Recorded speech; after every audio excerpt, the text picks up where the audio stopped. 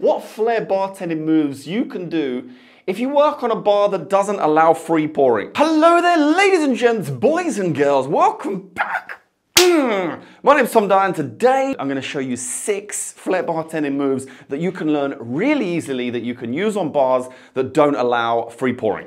Before we jump into that, thank you very much to each and every person who has already subscribed to the channel and who likes all the videos. I really do appreciate all of your continued support. The channel is growing really, really nicely. So if you have the chance, go down and hit that like button for me. That'd be fantastic so we can share this video with more people and grow the community even more. And if you are new around here, consider subscribing. I post videos every week and I do giveaways. And this week I'm giving away a t-shirt. I'm giving away t-shirts every week, and this week I'm giving away this t-shirt. It's from 2007, and it's from a famous Flair bartending competition called the Roadhouse. It's a little bit of Flair history, so if you're interested in Flair bartending and you want a little bit of Flair history, you have a chance to win this. All you need to do is leave a comment down below of what your favorite Flair bartending move is, or just say hi. Just leave a comment. That'll be great. Anyway, let's jump into the video. Jump in.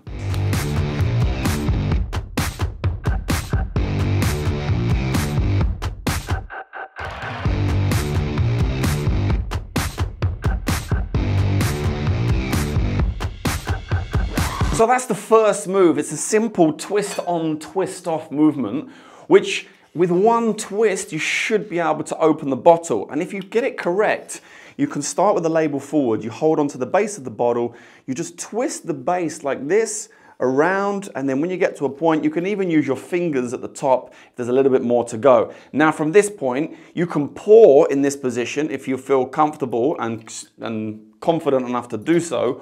Or you can continue moving the bottle around until you get it into this position and you can pour like so, and the label is still facing forward. And then to put it back, you just put it back over here, so you're backwards, and then you just twist it back on. And the best way to practice this is to start in this position like so, twist off, twist on. So you get used to the position that you need to be in to be able to perform this move.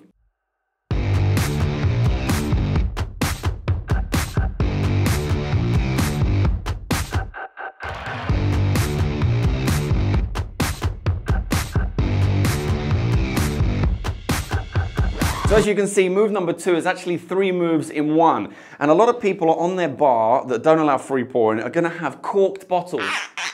So that twisting move I showed you previously is not gonna be useful. So I'm gonna show you these 3 moves. We have the bounce, we have the balance, and we have the close, which I really, really like. So once you've taken the cork out of the bottle, you're just going to drop it on the shoulder of the bottle. You want the cork end down. If your shape is like so, you want to bounce it off of that part, and you lift up this bottle ever so slightly and it'll bounce off. Sometimes you'll get a better bounce than others. Then from there, you're going to get it into an almost pouring position. You're going to balance the cork on the shoulder of the bottle like so. Sometimes this is going to be possible for some bottles, other times it won't be. But that's your chance to then pick up your jigger, however which way you want.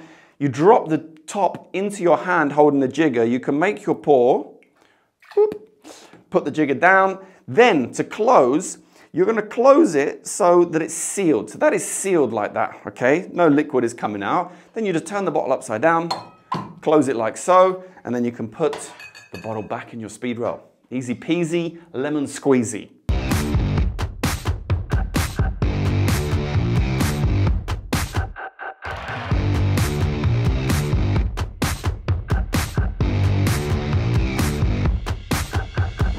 Okay, move number 3, again, is 2 moves in one this time. We have the flip up and the flip down. So the way you perform this, the flip up is basically a throw where the bottle comes up around your fingers and you catch it in your hand.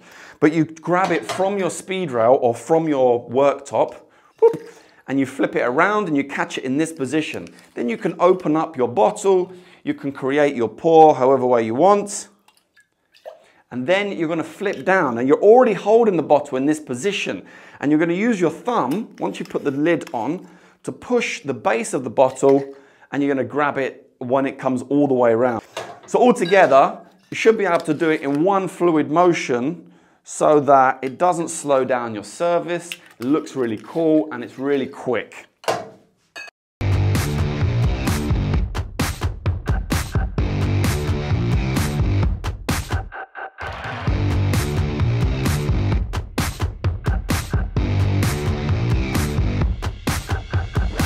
So this move is a nice different way to present the bottle before you're going to use it. We're going to throw it and you're going to land it on the back of two hands horizontally like so. Now from there, to get it into your strong hand, which is my right hand, I'm going to use my left hand to flip the bottle up for one half a rotation, full rotation even, and I can catch it and I can carry on making my cocktail. I would recommend getting yourself a plastic bottle such as this. I'll leave a link in the description below if you want to have a plastic practice bottle. It's good, it doesn't break, so it's easy for you to practice and learn with.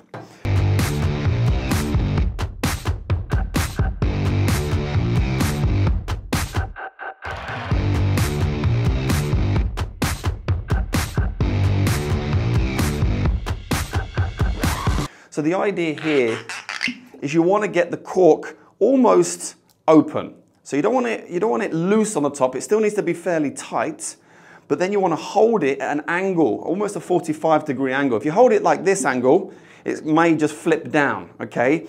But if you hold it at a 45-degree angle and you use your thumb under the edge right there, I think you can see that, more likelihood is going to flip up. As you pick up your bottle, you almost open it. Even if you open it all the way and then just quickly push it back in, you can pick up your jigger, then flip the bottle top to your hand holding the jigger. You can make your pour, boom, boom, and then you can replace the top.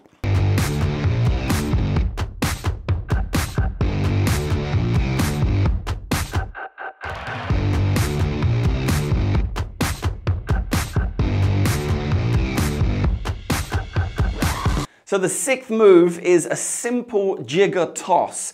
Now, of course, most of the time, as I said, you're going to be using bottles which are closed. So tossing around other objects is what's going to help you on a bar that doesn't allow free pouring.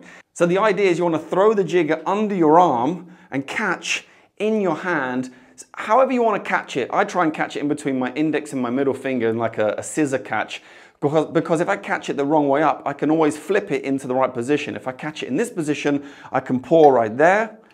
But if I wanted the 50 ml or the double shot side, I can just flip it over and I can pour into there. Then you can finish your pour, replace the top, and that is it. Try those moves out for yourself and let me know if you'd like me to do another video like this covering different moves that you can do on a bar that doesn't allow free pouring. I know every bar around the world is different, so let me know what you'd like to see down in the comments box below. Also, don't forget you can be in for a chance of winning a little bit of Flair bartending history with this t-shirt.